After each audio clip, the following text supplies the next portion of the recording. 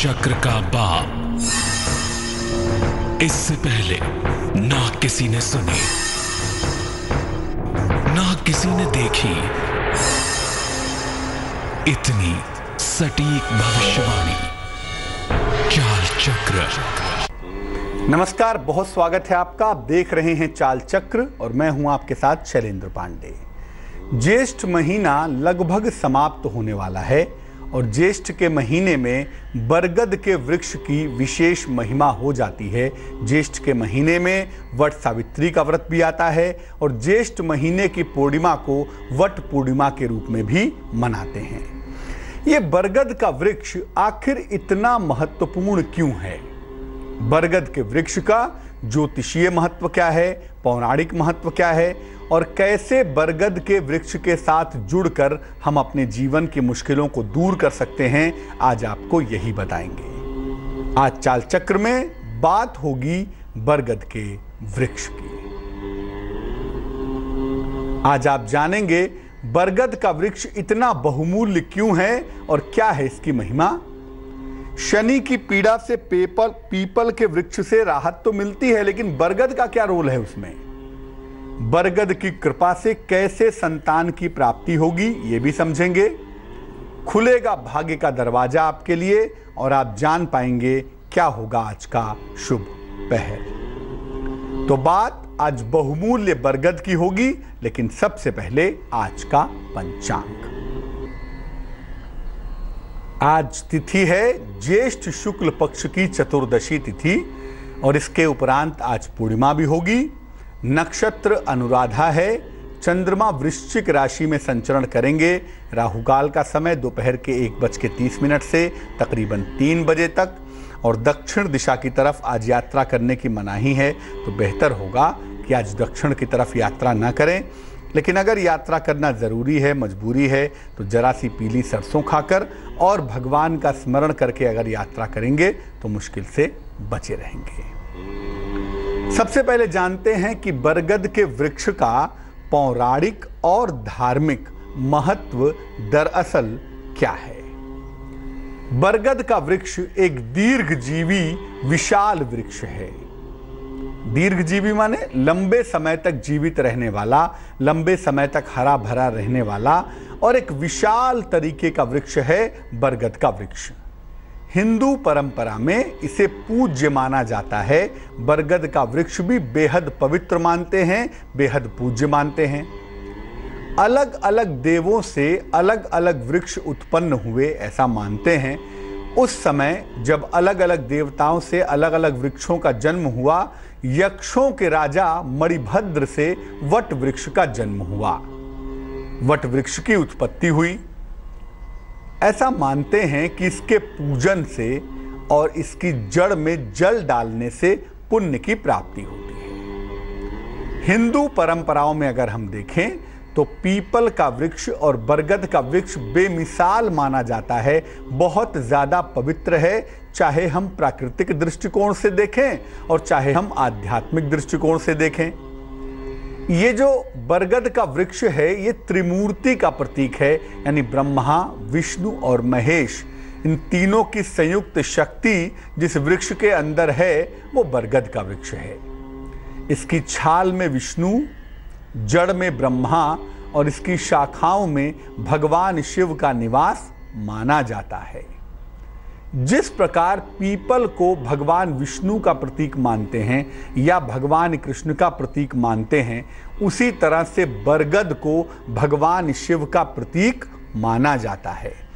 तो पीपल भगवान विष्णु या भगवान कृष्ण से संबंधित है और बरगद भगवान शिव से एसोसिएटेड है, भगवान शिव से संबंधित है। ये प्रकृति के सृजन का प्रतीक है।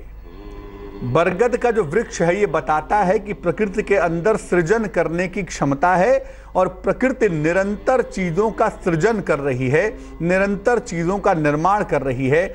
इसीलिए जो लोग संतान की इच्छा रखते हैं वो लोग इसकी विशेष पूजा करते हैं। ये बहुत लंबे समय तक जीवित रहता है, या यूं कह लें कि ये कभी समाप्त नहीं होता।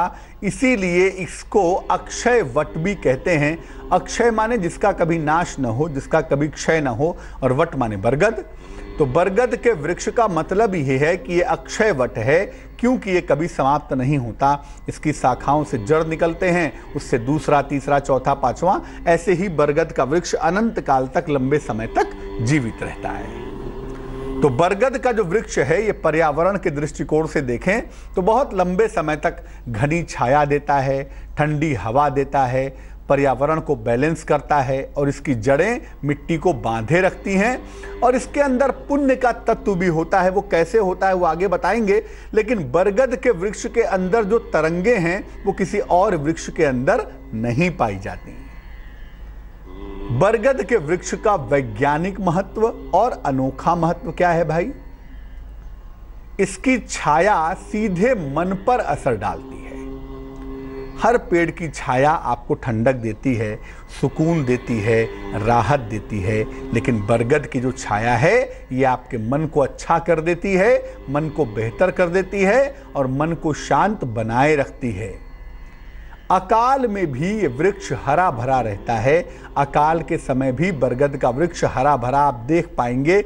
इसीलिए पशुओं को इसके पत्ते पर और लोगों को इसके फल पर निर्वाह करना सरल होता है। यानी अकाल में ये पोषण का, सप्लाई का एक बड़ा समुख, बड़ा केंद्र बन जाता है। इसकी डालियों से और पत्तों से दूध निकलता है। बरगद की डालियों को काटिए तो उसमें से एक लसा सा सफ़ेद पदार्थ निकलता है, इसको आप दूध कह सकते हैं।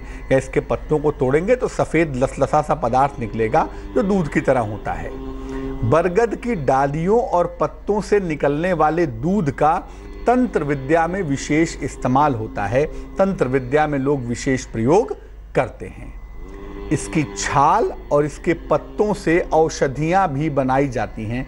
इसकी छाल से और इसकी पत्तों से दवाइयां बनाई जाती हैं, और ये दवाइयां बेहद कारगर होती हैं, बेहद फायदेमंद होती हैं।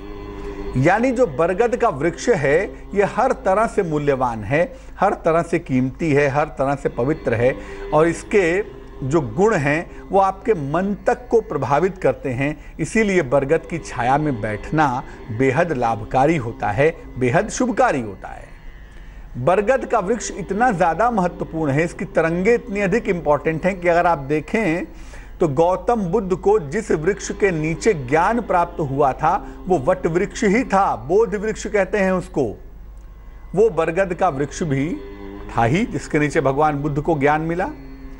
बरगद के वृक्ष के शाखाओं में बैठकर ही रामकृष्ण परमहंस साधना करते थे, पंचवटी में बैठकर। यानी बरगद के वृक्ष के नीचे बैठकर अगर साधना और तपस्या की जाए तो मन के अंदर इंप्रूवमेंट होने की, मन के बेहतर होने के चांसेस ज़्यादा होते हैं। व्यक्ति का मन ज़्यादा पवित्र होता है, ज़्यादा बेहतर होता है। आपने कई बार ये सुना होगा कि बरगद के वृक्ष की उपासना करने से बहुत सारे फायदे होते हैं, लेकिन शनि की पीड़ा से मुक्ति कैसे मिलती है? शनि की पीड़ा की जब बात होती है तो सब लोग कहते हैं, मैं भी कहता हूं, कि पीपल के वृक्ष के नीचे सरसों के तेल का दीपक जलाओ। आखिर उसमें बरगद की भूमिका क्या है? बरगद की उपासना कैसे करें जिससे शनि पीड़ा से मुक्ति मिले? वट वृक्ष की जड़ में भगवान शिव का ध्यान करते हुए नियमित रूप से जल अर्पित करिए। प्रातः काल जाइए, घर से जल भर के ले जाइए, भगवान शिव का नाम लेते हुए बरगद की जड़ में जल डालिए। हर शनिवार को इसके तने में, इसके चारों तरफ काला सूत 3 बार लपेटिए, और सूत लपेटने के बाद वहां दीपक जलाइए और हाथ जोड़कर वृक्ष से कृपा की प्रार्थना करिए।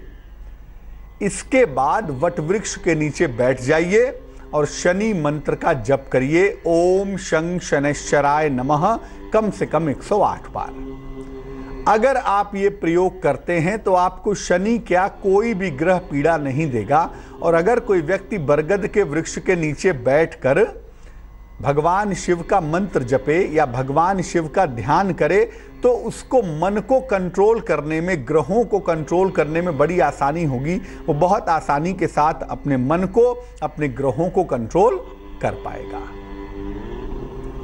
तो बरगद का जो वृक्ष है वो बड़ा कारगर होता है ग्रहों की शांति के लिए भी, ग्रहों को कंट्रोल करने के लिए भी। अब ये जानते हैं कि वट वृक्ष की, बरगद के वृक्ष की उपासना कैसे करें जिससे संतान आसानी से प्राप्त हो सके। जिनको संतान नहीं हो पा रही है वो बरगद के वृक्ष की पूजा कैसे करें।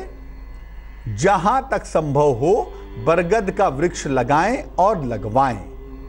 पार्क में, सार्वजनिक स्थानों पर, सड़क के किनारे बरगद के ढेर सारे पौधे लगाइए या लगवाइए, बहुत सुंदर होगा, बहुत शुभ होगा।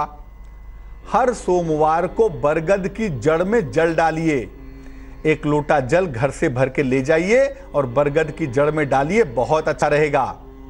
इसके बाद उसके नीचे बैठकर ओम नमः शिवाय, क्योंकि बरगद के वृक्ष के नीचे बैठकर आप ओम नमः शिवाय ही जपेंगे ताकि जो कोई भी उसके नीचे बैठे उसका कल्याण हो।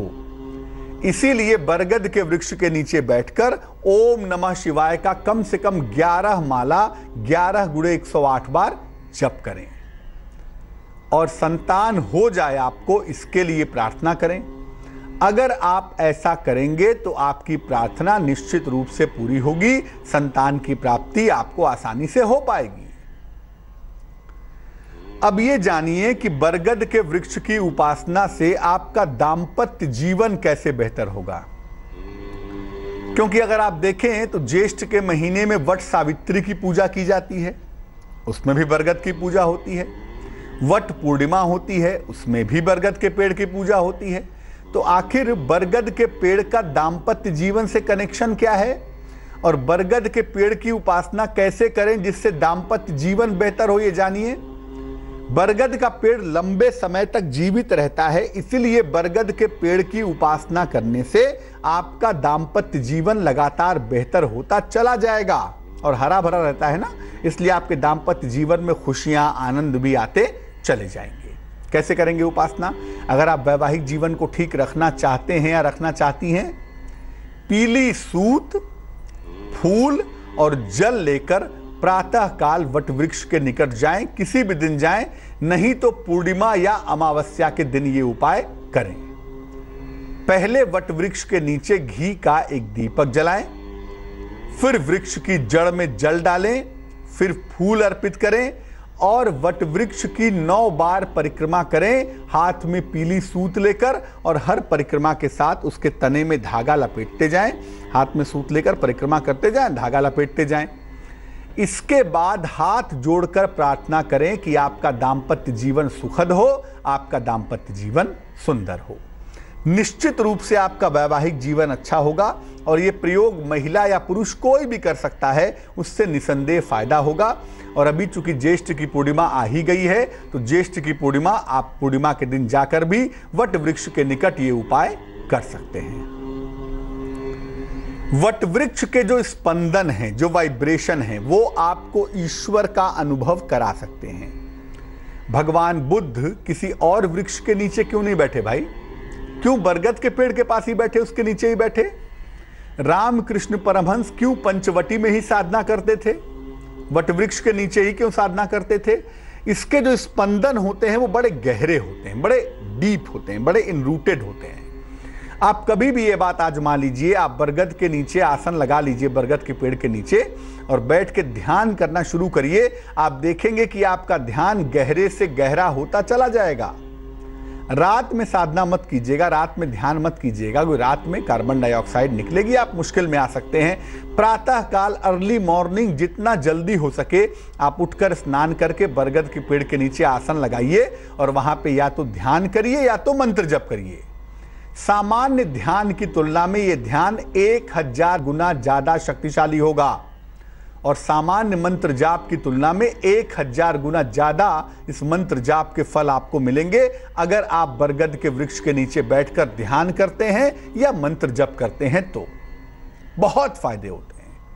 और अगर सही से चीजें बैठ गई और सही से आपने ध्यान किया तो हो सकता है बरगद के वृक्ष के नीचे बैठकर आपको ईश्वर की अनुभूति भी हो जाए, आपको ईश्वर की तरंगें भी मिल जाएं।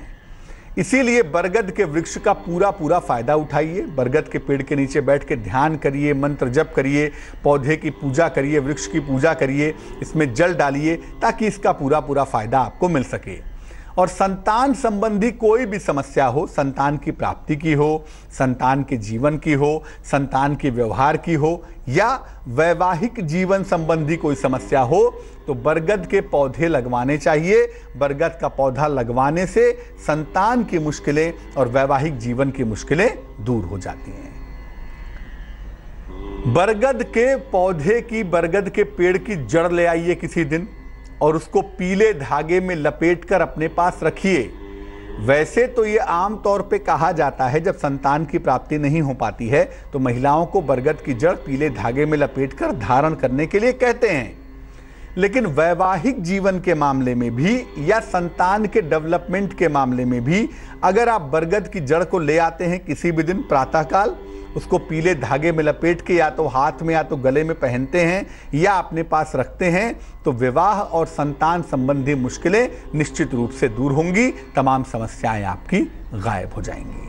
हम आपको बरगद के वृक्ष की महिमा बता रहे थे, वट वृक्ष के बारे में महत्वपूर्ण जानकारियां दे रहे थे। अब हम बात करेंगे आज के दिन की स्थिति की, ये समझेंगे कि आज का दिन कैसा जाने की संभावना बनती है। राशियों के हिसाब से भाग्य का दरवाजा खोलेंगे, शुभ पहर की बात करेंगे, लेंगे आपके टेलीफोन कॉल्स भी। लेकिन फिलहाल स्वस्थ रहने के उपाय निरोगी भव में। अगर त्वचा की समस्या काफी परेशान कर रही हो तो जीरे वाला पानी नियमित रूप से पीजिए।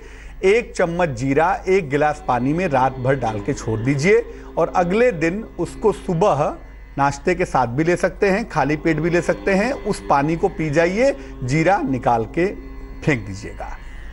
तो अगर ये जीरे वाला पानी नियमित रूप से आप पीना शुरू करें प्रातःकाल, तो स्किन की जो प्रॉब्लम है, खासतौर से जिनको फंगल इन्फेक्शन की समस्या है, उसमें अद्भुत लाभ होता है, अद्भुत सुधार होता है। चलिए चर्चा को आगे बढ़ाते हैं, आपकी राशियों पर नजर डालते हैं। सबसे पहले बात करेंगे मेष राशि की। मेष राशि वालों को मुकदमे में दिक्कत ना आ जाए, इसका ध्यान रखें। स्थान परिवर्तन के योग बन रहे हैं, धन की प्राप्ति की संभावना भी दिख पा रही है। शुभ रंग जिसका प्रयोग करेंगे वो होगा भूरा और भाग्य होगा 54%। वृष राशि, उपहार का लाभ आपको मिलेगा। क्रोध पर नियंत्रण बनाए रखें। हो सकता है कोई गाड़ी खरीदे, वाहन की प्राप्ति भी होने की संभावना बनती है। शुभ रंग ग्रे और भाग्य होगा 40%। मिथुन राशि, मान सम्मान की प्राप्ति होगी, सेहत में सुधार होगा, प्रेम संबंध के मामले आपकी पहले की तुलना में बेहतर होंगे। शुभ रंग सफेद है और भाग्य है 90%। कर्क राशि, पुराने मित्र से आपकी मुलाकात होगी। हो सकता है कोई संपत्ति खरीदें, वाद विवाद से बचाव भी करें। शुभ रंग गुलाबी होगा और भाग्य होगा 78%। सिंह राशि, लिखा पढ़ी में सावधानी रखें, वाहन दुर्घटना से बचाव करें, वाणी पर नियंत्रण बनाए रखें। शुभ रंग नारंगी और भाग्य होगा 88%। कन्या राशि, महत्वपूर्ण निर्णय फिलहाल टाल दें, मान सम्मान पर ध्यान दें। धन लाभ तो आपको हो रहा है, लेकिन धन के खर्चे पर लगाम लगाए रखें। शुभ रंग सुनहरा और भाग्य होगा 67%। तुला राशि, नई संपत्ति का लाभ हो सकता है, धन की प्राप्ति हो सकती है, मान सम्मान भी आपका बढ़ सकता है। शुभ रंग पीला होगा और भाग्य होगा 98%। वृश्चिक राशि, उच्चाधिकारियों से तनाव न हो, इसका ध्यान रखें। संतान पक्ष से आपको लाभ होगा, नया वाहन भी आप खरीद सकते हैं। शुभ रंग लाल और भाग्य होगा 89%। धनु राशि, नौकरी में परिवर्तन होगा, आकस्मिक धन हानि से बचाव करें, किसी अतिथि का आगमन होने की संभावना भी बनी हुई है। शुभ रंग नीला है और भाग्य है 59%। मकर राशि कैप्रिकॉर्न, मान सम्मान आपको मिलेगा, धन का इन्वेस्टमेंट फिलहाल ना करें और यात्रा करने से भी बचाव करें। शुभ रंग धानी और भाग्य होगा 69%। कुंभ राशि, संतान प्राप्ति के मजबूत योग बन रहे हैं, रोजगार में मनचाही सफलता मिलेगी, लेकिन क्रोध करके चीजों को खराब ना करें। शुभ रंग ग्रीन यानी कि हरा और भाग्य होगा 77%। मीन राशि, वाणी पर नियंत्रण बनाए रखें, जीवन साथी के स्वास्थ्य पर ध्यान दें, कारोबार में लाभ होता हुआ दिख रहा है। शुभ रंग फिरोजी और भाग्य होगा 81%। एक दर्शक हमारे साथ जुड़ रही हैं, उनसे बात करते हैं। बताइए। मैं बहुत परेशान हूँ। मैं अपनी डेट ऑफ बर्थ बता रही हूँ। 10:50 पर मॉर्निंग में मेरा जन्म हुआ है कानपुर में। तारीख तो बताइए। जी तारीख 29 अगस्त 1936। मैं 80 इयर्स की हो चुकी हूँ। 1936 जी। समय बताइए। 29 अगस्त सुबह 10:50 पर। और कहाँ पे जन्म हुआ है? कानपुर में ही हुआ है। पूछिए क्या प्रश्न है? प्रश्न ये है कि इधर मेरे हस्बैंड को एक औरत ने बहुत परेशान किया है और ये इट इज अ ट्रुथ कि वो इतना तंज मन कर रही है। मेरी तबीयत भी गड़बड़ रहती है। प्रॉब्लम्स तो मुझे है ही हैं, थायराइड वगैरह सबकी। एक हाथ की नस है वो भी दब रही है। तो जो भी है इलाज तो कर रही हूँ, लेकिन उसने ऐसा कुछ कर, एक दिन मैं पानी डालते तो मेरे जैसे पैर जाम हो गए। इनफैक्ट आचार्य जी उसने बहुत भारी तनमन किया। मेरे हस्बैंड को छोड़ नहीं रही है, लाखों रुपया लूट चुकी है। दो समस्या है, एक आपके स्वास्थ्य की और दूसरी समस्या है आपके पति की। इन दोनों समस्याओं का देखो समाधान ये है कि आपकी जो कुंडली हमारे पास बन पा रही है, इस कुंडली में चंद्रमा नामक ग्रह बेहतर नहीं दिखाई देता। चंद्रमा नामक ग्रह की समस्या इस कुंडली में दिखाई दे रही है। एक तो उम्र की वजह से भी और दूसरा चंद्रमा की स्थिति खराब होने की वजह से भी ज़्यादातर समस्याएं आपके मन से जुड़ी हुई हैं। और थोड़ा सा जो नसों का मालिक है सैटर्न, जिसको CNS कहते हैं, सेंट्रल नर्वस सिस्टम का मालिक है, वो भी थोड़ा ख़राब दिखाई दे रहा है। तो इस समय न्यूरो प्रॉब्लम के लिए नर्वस सिस्टम की समस्याओं का आपको ध्यान रखना होगा और तनाव पालना बंद कीजिए। तनाव को लेकर परेशान मत होइए। आपको दो उपाय मैं कहूँगा। एक तो लोहे का छल्ला एक बनवा लें, लेफ्ट हैंड की उल्टे हाथ की बीच वाली उंगली में शनिवार की शाम को इसको सरसों के तेल से धो करके पहन लीजिएगा, पहला काम। दूसरा काम, रोज दोपहर के समय में माने करीब 11-12 बजे आराम से बैठ करके आप सुंदर कांड का पाठ रोज करिए, जितना कर पाइए। 2 चौपाई, 10 चौपाई, 12 दोहे, 13 दोहे, जितना भी आप कर पाएं उतना आप रोज सुंदर कांड का पाठ करें। ये आप रोज दोपहर में करें। और उसके बाद जो भी आपकी समस्या है, चाहे वो पति की समस्या हो, चाहे वो आपकी सेहत की समस्या हो, इसके लिए आप प्रार्थना करें। मुझे उम्मीद है कि आपको लाभ जल्दी होगा। बरगद के वृक्ष की हम आज बात कर रहे थे। फिर से बता दूं कि बरगद का वृक्ष बड़ा महत्वपूर्ण वृक्ष है। भगवान शिव का इसको प्रतीक मानते हैं और बरगद के वृक्ष के नीचे बैठकर ध्यान करने से, मंत्र जप करने से, पूजा करने से इसके विशेष शुभ परिणाम जीवन में प्राप्त होते हैं। जिन लोगों को भी संतान की प्राप्ति नहीं हो पा रही है या जो लोग संतान की समस्याओं से जूझ रहे हैं, परेशान हो रहे हैं, वो नियमित रूप से बरगद के पौधे में जल डालें, बरगद के वृक्ष के नीचे बैठ के प्रार्थना करें, ध्यान करें, उन्हें निश्चित रूप से लाभ होगा। एक दर्शक जुड़ रही हैं हमारे साथ, सरोज हैं फरीदाबाद से, उनसे बात करते हैं। सरोज जी बताइए। पंडित जी, आरती नाम से मेरी एक बेटी है जी, और उसका कोई शादी के लिए कोई बात नहीं बन पा रहा। डेट ऑफ बर्थ पता है आपको? क्या है? जन्म की तारीख बताइए। 17/8/1998। 17/8/1998। समय बताइए। समय संडे दिन है, 9:20 है। सुबह या शाम? शाम को, रात में। हाँ। और कहाँ पे जन्म हुआ है? यही हुआ है कहाँ पे? हरियाणा ही में, फरीदाबाद में। फरीदाबाद में। तो आप जानना चाहती हैं कि इनका विवाह कब होगा? हाँ हाँ जी। देखो, आपकी बेटी की कुल उम्र अभी 18 वर्ष हुई है, 19वें में रन कर रही हैं। 21वें वर्ष में इनकी शादी होगी, यानी ज्यादातर संभावना ज्योतिष के हिसाब से ये है कि इनका विवाह 2019 में हो पाएगा। 17-18 में होने की संभावना थोड़ी कम दिखाई दे रही है। 2019 में इनकी शादी हो जाएगी, वैवाहिक जीवन इनका ठीक रहेगा। दूसरे खाने में कुंडली के शनि बैठा है, मेखस्त है, मेष राशि का है। एक तो स्वास्थ्य का ध्यान दें और दूसरा इनकी वाणी पर, इनके क्रोध पर, इनके स्वभाव पर नियंत्रण रखें, क्योंकि स्वभाव, वाणी और क्रोध की वजह से इनके वैवाहिक जीवन में दिक्कतें ना आ जाएं, इसका ध्यान लें। और बहुत जल्दीबाजी में शादी मत कर लीजिएगा, नहीं तो ऐसा ना हो कोई धोखा हो जाए। राहु की स्थिति सूर्य के साथ दिखाई दे रही है, तो कोई धोखा ना हो जाए, कोई गलत लड़का ना मिल जाए, शादी चल ना पाए। इसके लिए आराम से देख समझ के देखभाल के शादी करिए। 2 साल का समय है, 17 भी है, 18 भी है। खूब अच्छी तरह से लड़के को देखभाल के तब शादी करिएगा, जल्दबाजी मत कीजिएगा। आपकी बेटी का स्वास्थ्य ठीक हो, वैवाहिक जीवन ठीक हो, जीवन उत्तम रहे, इसके लिए एक मोती नाम का रत्न 12 से 14 रत्ती चांदी की अंगूठी में सीधे हाथ की सबसे छोटी उंगली में सोमवार की रात्रि को धारण कराना इनके लिए बेहद अच्छा रहेगा। चलिए खोल देते हैं भाग्य का दरवाजा और आपको बताते हैं आज का अचूक उपाय। खाना खाने के पहले कोई मंत्र पढ़ें भगवान का, कोई श्लोक पढ़ लें या हाथ जोड़ के प्रार्थना करें कि हे प्रभु, आपकी कृपा से ये अन्न मिल रहा है, आप आशीर्वाद दें ताकि इस प्रसाद को मैं ग्रहण कर सकूं। कोई भी मंत्र, कोई भी श्लोक या प्रार्थना करने के बाद ही भोजन करें।